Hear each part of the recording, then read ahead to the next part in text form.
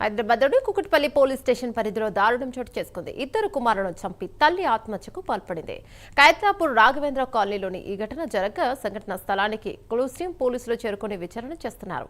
ఈ దారుణానికి ఒడిగట్టడానికి గల కారణాలపై పోలీసులు ఆరా తీస్తున్నారు.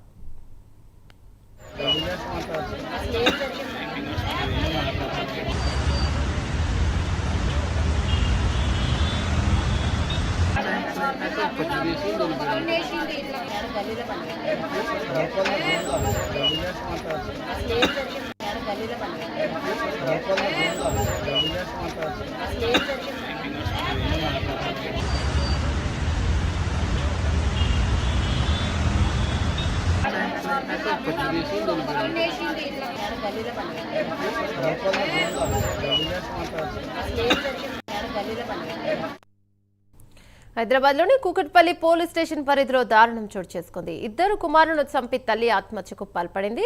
ఖైరతాపూర్ రాఘవేంద్ర కాలనీలో ఈ ఘటన జరగగా సంఘటనా స్థలానికి క్లూస్ టీం పోలీసులు చేరుకుని విచారణ చేస్తున్నారు. ఈ దారుణానికి వట్టిగట్టడానికి గల కారణాలపై పోలీసులు ఆరా తీస్తున్నారు. దీనిపై మరింత సమాచారం మా కరెస్పాండెంట్ కుమార్ అందిస్తారు. రైట్ కుమార్, చెప్పండి, అసలు ఏంటి కారణాలు ఏమై ఉంటాయి? నిజంగా తల్లి చనిపోయిందా? ఇది ఆత్మహత్యనా? ఇంకేమైనా కోణం ఉందా? కూకట్పల్లి పోలీస్ స్టేషన్ పరిధిలో దారుణం చోటు చేసుకుందని చెప్పచ్చు. ఖైరతాపూర్ రాఘవేంద్ర కాలనీలోని ఒక తల్లి తన ఇద్దరు కుమారులను చంపి తను కూడా ఆత్మహత్యకైతే పాల్పడింది. అయితే వెంటనే అక్కడ ఉన్న స్థానికులు కూడా ఇటు పోలీసులకు సమాచారం ఇవ్వడంతో వెంటనే పోలీసులు కూడా ఘటనా స్థలం చేరుకున్నారు. అయితే పోలీసులు ఇటు క్లూస్ టీం కూడా ఏదైతే ఘటనా స్థలానికి అయితే తీసుకొచ్చే కోసం క్లూస్ కూడా పూర్తిగా సేకరిస్తారు. అయితే ముఖ్యంగా ఖైరతాపూర్ రాఘవేంద్ర కాలనీలోని తన ఇద్దరు కుమారులు కౌశిక్ అలాగే కార్తీక్ లను స్రవంతి అనే తల్లి చంపేసింది. అయితే పిల్లలు చనిపోయిన తర్వాత తల్లి స్రవంతి కూడా ఆత్మహత్యకు అయితే పాల్పడింది. అయితే సంఘటనా స్థలానికి ప్రస్తుతం క్లూస్ టీం చేరుకున్నారు. ఘటనకు సంబంధించి ప్రస్తుతం ఏదైతే కేసు కూడా నమోదు చేసిన పోలీసులు పూర్తి విచారణ చేపడుతున్నారు.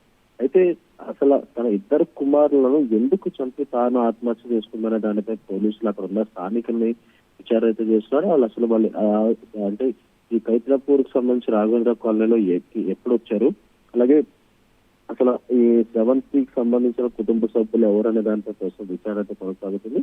అయితే కౌశిక్ కార్తీక్ ఇద్దరు కూడా చిన్నపిల్లలు కావడంతో కూడా పూర్తిగా కాలనీలో కూడా విషాదం చోటు చేస్తుందని చెప్పొచ్చు. అసలు కన్న తల్లి ఇంత దారుణానికి ఒడగట్టాల్సిన సంబంధించి కారణాలు ఏంటనే దానికి ప్రస్తుతం పోలీసులు విచారణ అయితే చేపడుతున్నారు.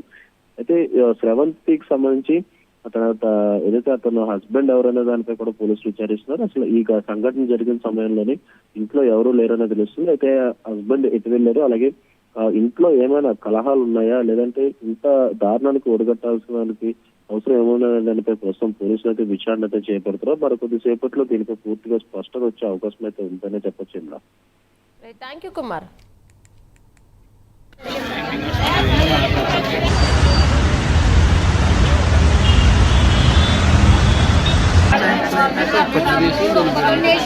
గల్లీలో